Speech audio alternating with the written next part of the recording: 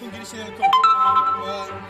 नायलांबा नुगोन आं दिनै माबायाव दङ बगाजुलि हाजो खाथियाव आं दहाय मोनसे रिपर्ट लांनो फैनानै न'आव थांगासिनो बारहुंखानि थाखाय आं नोंथांमोननो माखासे हाजो हाग्राबारि आरो बारिनि साखाथि माखाथिखौ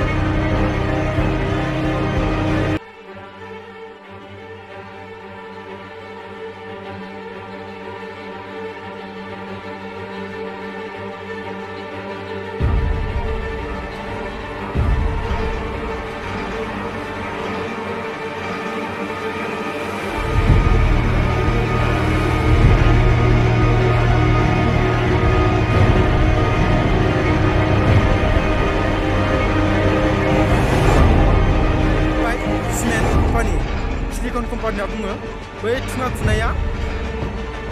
जों थानायनिफ्राय 3-4 किल'मिटारसो जायो सम मोनब्लाथाय आङो नोंथांमोननो बिनि सोमोन्दै मोजाङै गुवारै फोरमायनानै होसिगोन दा आं एसेयावनो फोजोबनो सानबाय आंनि ब्लग्सखौ गोजोन्थों